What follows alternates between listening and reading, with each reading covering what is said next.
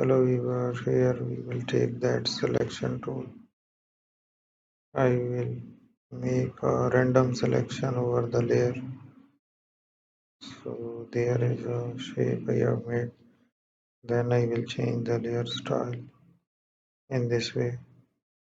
How it is looking by using that fascinating style here.